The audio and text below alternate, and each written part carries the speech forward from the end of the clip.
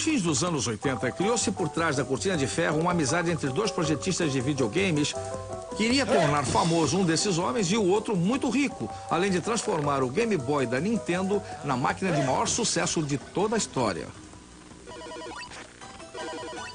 A base daquela amizade era um jogo chamado Tetris. Em 1988, um projetista holandês de videogames e também editor chamado Henk Rogers era importador de novos jogos para o Japão. Eu encontrei o Tetris em 1988 na feira de produtos eletrônicos para consumidores em Las Vegas. Era o que eu fazia. Eu costumava ir a essas feiras e descobrir jogos que eu gostasse e aí eu os trazia para o Japão. O meu negócio era esse. Eu joguei o Tetris e fui embora. Depois voltei e joguei de novo e fui, voltei e joguei de novo. Eu senti que aquele era um jogo de muita substância. Eu fui atrás dele. Alexei Pajitnov, que mora agora em Seattle, criou o Tetris em Moscou em 1984. Pajitnov estava trabalhando com programas de inteligência artificial e reconhecimento de voz e desenvolveu o Tetris para ser um exercício que permitiria testar um computador novo. Eu sempre me interessei por pequenos quebra-cabeças, jogos e todas essas pequenas diversões matemáticas. O Tetris era baseado num quebra-cabeças russo tradicional chamado Pentaminos. Há 12 formatos diferentes e todas as peças disponíveis são feitas de 5 quadrados. A versão do Pentaminos que Pajitnov desenvolveu tinha peças feitas de 4 quadrados em vez de 5. Ele deu o nome de Tetris por causa da palavra grega tetra, que significa 4. Depois eu escrevi o procedimento que gira tudo em 90 graus. Eu gosto que a coisa funcione quando você aperta os botões e aí me veio a ideia de um jogo em tempo real. A ideia genial de Pajitnov foi transformar o Tetris numa corrida contra o tempo. As linhas completadas eram eliminadas da tela, o que permitia que se jogasse continuamente e indefinidamente.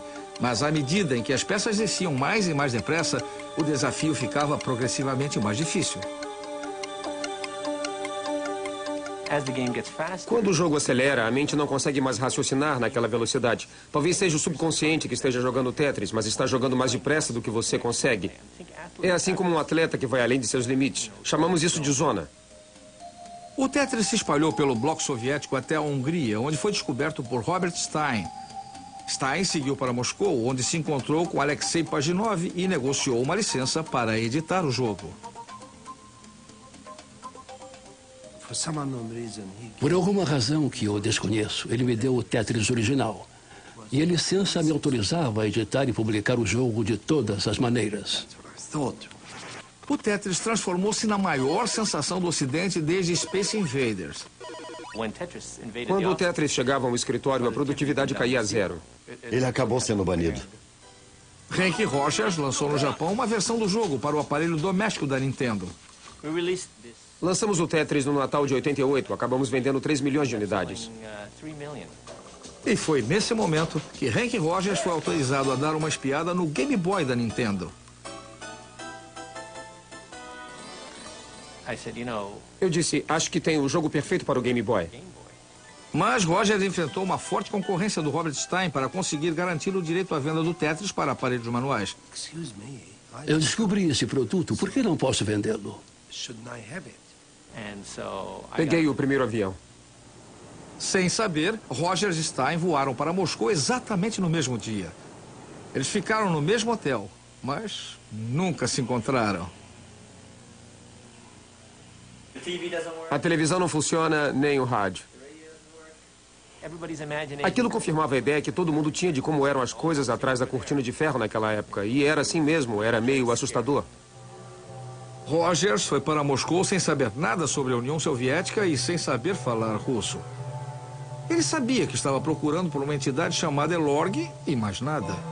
Ficou surpreso quando conseguiu contratar com grande facilidade uma intérprete que falava inglês perfeito. Seu nome é Ala. Todos esses caras são agentes da KGB. Não há possibilidade de um intérprete estar lá esperando para ajudar alguém a fazer negócios. Este é o prédio, não é? É, esse é o prédio. Todas as reuniões tinham de ser aprovadas pela KGB e, é claro, eu apareci do nada. Finalmente, o Sr. Belikov desceu e eu expliquei a ele que eu havia publicado o Tetris no Japão. E ele disse, em que máquina foi isso? E eu disse que tinha sido para a Nintendo. E aí ele falou, mas nós nunca autorizamos ninguém a vender isso. E eu pensei que estava com um problema sério, porque... Bem, durante uma boa parte do tempo, no início, ele me considerava um pirata. Mais tarde, naquela mesma manhã, Roger se encontrou com Alexei Pajitnov.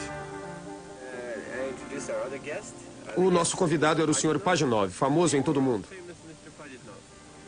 Mundialmente famoso. Mundialmente famoso por quê? Porque no Eu mundo... sou Alexei Pajitnov.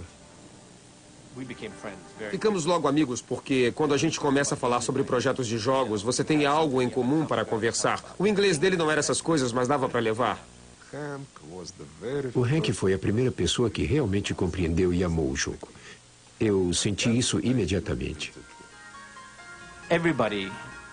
Todo mundo, inclusive o Alexei, em Moscou, naquela época, tinha uma paranoia sobre a possibilidade de alguém estar escutando uma conversa que não devia escutar. Por isso, todas as vezes em que ele queria realmente falar comigo sobre alguma coisa, ele piscava os olhos ou fazia um sinal e nós íamos para o parque. As negociações para o uso do Tetris em aparelhos manuais finalmente começaram. Havia umas 8 ou 10 pessoas, algumas eram indisfarçavelmente da KGB e a coisa foi real. Lá estava eu naquela sala sendo interrogado sobre tudo.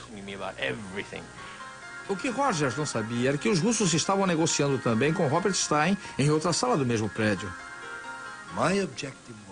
O meu objetivo era tentar conseguir o máximo em licenças, tudo o que ainda havia para conseguir.